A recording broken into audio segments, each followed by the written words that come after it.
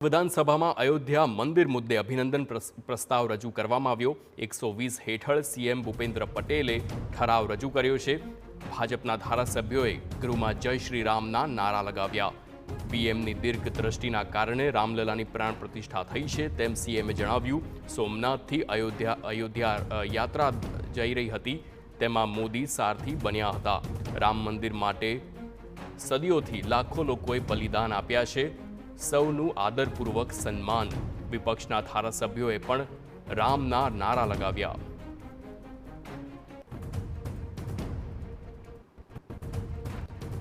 તો રામ મંદિરને લઈને ગૃહમાં અર્જુન મોઢવાડિયાનું નિવેદન। નરેન્દ્ર મોદીના હાથમાં જશ લખાયો હશે જેથી તેમના હાથે પ્રતિષ્ઠા થઈ છે। 21મી સદીનું સાથે જ નિર્માણ કરવામાં રામ આશીર્વાદ આપે છે। મંદિર નિર્માણનો અંતિમ ચુકાદો નરેન્દ્ર મોદીના સમયમાં આવ્યો છે। મંદિરના તાળા ખુલ્યા ત્યારે મુખ્યપ્રધાન કોંગ્રેસના હતા।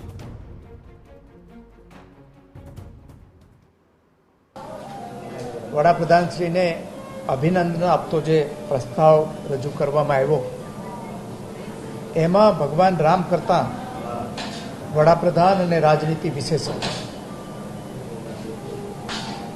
આ એક વાત સ્પષ્ટ છે કે રામ મંદિર નિર્માણ માટેનો માર્ગ મોકળો કરતો ચુકાદો વડાપ્રધાન નરેન્દ્ર મોદીજીના સમયમાં આવ્યો, પરંતુ એ પહેલાં પણ લગભગ 90% કામગીરી અગાઉના વડાપ્રધાનોએ અને અગાઉની સરકારોએ કરેલી હતી।